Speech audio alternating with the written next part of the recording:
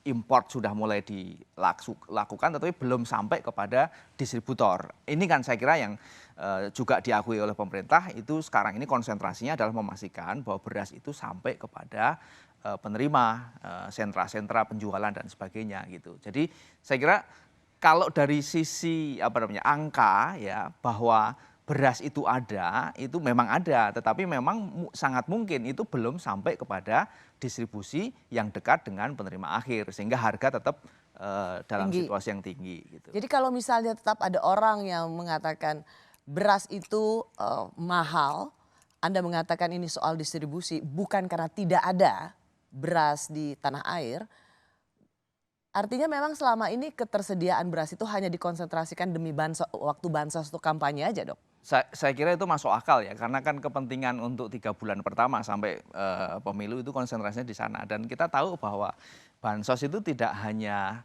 program pemerintah dalam arti yang dilaksanakan oleh pemerintah, tapi juga saya kira calon legislatif itu juga menggunakan ini sebagai amunisi untuk melakukan kampanye dan melakukan usaha untuk terpilih, dan itu Bansos juga elektoral lah. Nah, jadi kira-kira kalau mau disederhanakan ya, supply itu ada, tetapi konsentrasinya memang untuk kepentingan elektoral. Jadi nggak benar ya bahwa gara-gara bansos yang jor-joran maka beras jadi langka, bahkan mungkin secara ekstrim disebut tidak ada gara-gara udah lebih dahulu diberikan sebagai bantuan ketahanan pangan atau bansos. Saya kira kalau tidak ada tidak benar ya. Saya kira tidak benar bahwa karena bansos lalu barang itu tidak ada. Tetapi memang ada problem dengan distribusi setelah itu.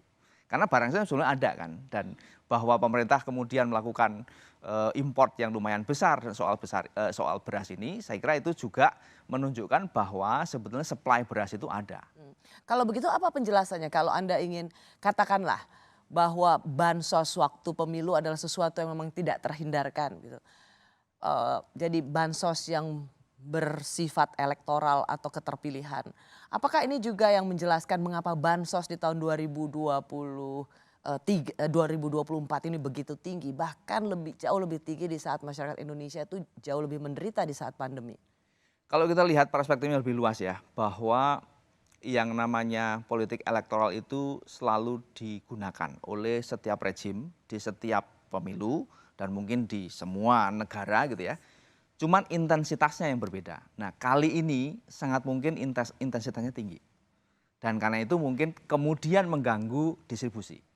Saya kira ini problemnya adalah problem kemudian agak teknokratis, dalam arti kepastian instrumen-instrumen itu memastikan bahwa barang itu ada selain untuk kepentingan elektoral ini gitu. Ya, Jadi tetapi itu pertanyaan saya adalah soal besarnya bansos. ya, Dalam sejarah bansos, mengapa bansos di tahun 2024 yang tahun politik jauh lebih besar dibandingkan bansos ketika bangsa ini jauh lebih menderita waktu pandemi? kalau kita sekali lagi lihat perspektifnya tidak hanya dalam konteks ekonomi ya, tapi juga dalam konteks politik, saya kira problemnya adalah bahwa setiap pemilu itu selalu ada kecenderungan untuk menggunakan keuangan negara untuk kepentingan elektoral. Itu sesuatu yang alamiah. Kalau kita lihat dalam pengalaman kita sendiri juga siap ada pemilu, selalu ada upaya untuk melakukan usaha elektoral melalui keuangan negara. Tetapi ketika kontrol dan check and balances itu terjadi, itu tidak terjadi dalam intensitas seperti sekarang. Jadi saya kira kalau kita baca dalam konteks yang lebih luas, memang nampaknya sekarang ini ya secara ekonomi politik checks and balancesnya itu agak lemah, sehingga memang kemudian upaya-upaya untuk menggunakan instrumen keuangan negara untuk kepentingan elektoral itu agak lebih intensitasnya agak lebih tinggi dibandingkan periode-periode sebelumnya. Dan memang dalam sejarah bansos demi elektoral atau bansos di masa pemilu itu menjadi sebuah keniscayaan dalam setiap rezim. Betul. Kalau kita ingat dulu juga, nanti saya akan masuk ke situ, 2009 ada Pak SB dengan BLT-nya. Tetapi memang tadi saya menggarisbawahi soal intensitas. 2024 ini memang intensitasnya yang jauh lebih masif. Saya mau masuk apa yang dikatakan oleh Sri Mulyani Indrawati, Menteri Keuangan. Ketika banyak kritikan atau sorotan tentang bansos. Ini adalah cara untuk membangun pemahaman kepada masyarakat mengenai pentingnya keuangan negara dan dengan demikian masyarakat juga akan ikut tentu dalam hal ini mengawasi dan seterusnya dan seterusnya. Sedangkan yang tidak mampu mereka mendapatkan bantuan dari pemerintah dan mereka harus tahu uangnya dari mana. Ini untuk menciptakan suatu iklim akuntabilitas dan juga ownership atau rasa memiliki terhadap negara ini dan seluruh rakyat Indonesia. Ini diucapkan oleh seorang Menteri Keuangan ketika orang memberikan sorotan pada bansos demi pemilu. Sebenarnya bagaimana memaknai pernyataan Menteri Keuangan ini? Apakah ini mampu meredakan kecurigaan kita tentang penggunaan bansos? Saya kira beliau mengingatkan ya bahwa bansos itu dibiayai oleh keuangan negara dan keuangan negara itu sebenarnya milik rakyat. Jadi kalau rakyat mendapatkan bantuan sosial itu bukan karena semata-mata kebaikan hati pemerintah dan presiden tertentu dan mungkin kelompok tertentu, tapi ini adalah sebuah desain ya, sebuah kebijakan dari pemerintah siapapun dia tanpa nama gitu ya, pemerintah manapun gitu untuk memberikan bantuan sosial dalam situasi yang memang masyarakat memerlukan bantuan itu sendiri. Saya kira jelas sekali bahwa statement itu mengatakan bahwa bantuan sosial jangan dikaitkan dengan kepentingan elektoral dalam konteks pemilu. Bagaimana kemudian ada orang berspekulasi bahwa ini ada bansos yang memang sengaja dipaksakan dari pos anggaran yang sebelumnya tidak dialokasikan.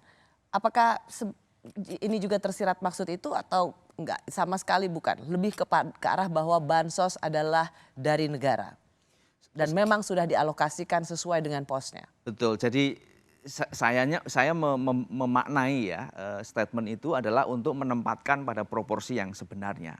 Jadi yang namanya bantuan sosial itu adalah bantuan yang diambil dari keuangan negara dan uang negara adalah milik rakyat juga, sehingga sebetulnya ya dalam arti tertentu rakyat itu tanpa harus punya beban politik untuk memilih siapapun dan kemudian preferensi pada siapapun, sebenarnya dia punya hak untuk mendapatkan itu.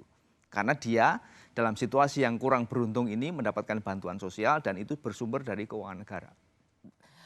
Bung Pras, pertanyaan saya begini. Melanjutkan soal upaya menstabilkan harga. Anda katakan tadi soal distribusi.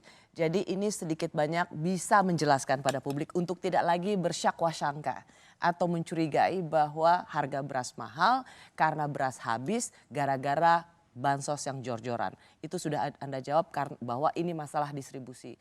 Tapi pertanyaannya Presiden sendiri setelah pencoblosan 15 Februari itu mengatakan lihat saja dalam sepekan, 2 pekan harga akan kembali normal. Tetapi per hari ini saat kita bicara hari Kamis tanggal berapa sekarang ini? 14 Maret itu diakui sendiri oleh Kabulok, ya turun tetapi relatif kecil kalau kita bisa bilang. Kenapa perintah presiden tidak juga mampu mengendalikan atau memastikan distribusi itu sampai ke tangan konsumen? Iya, karena memang itu kan distribusi itu berada dalam satu dinamika market ya, dinamika pasar gitu. Dan itu tidak bisa diperintah gitu. Maksudnya kalau faktanya memang beras itu belum ada di sentra-sentra, maka ya kemudian kelangkaan itu masih dialami. Meskipun sebetulnya susah sekali, ini kita sudah hampir 1 bulan sejak perintah presiden atau sejak apa yang disebut janji presiden bahwa sepekan 2 pekan harga akan turun kembali. Memang susah atau sengaja dipersulit? Saya kira itu kurang diantisipasi ya. Jadi oleh birokrasi yang mengurusi ini itu tidak diantisipasi dengan baik sehingga memang ketika diperintah oleh seorang presiden pun tidak serta-merta karena memang secara teknis itu tidak mudah untuk mendistribusikan beras dalam hal ini secara baik sehingga bisa menurunkan, sehingga direspon oleh market harga turun. Ini juga menunjukkan bahwa memang ada dinamika market di dalam perberasan ini yang mungkin memang tidak serta-merta bisa mengikuti dinamika pasar gitu, karena mungkin ada kekuatan-kekuatan yang menguasai market sehingga bisa menentukan harga gitu. Jangan-jangan bisa akan terjadi seperti minyak goreng. Apa kita akan mendengar akan adanya tersangka mereka yang dituduh mengumpulkan minyak goreng karena sudah disebut juga, sudah disinyalir ada 10 perusahaan besar yang sengaja menimbun beras. Apakah akan ke arah situ?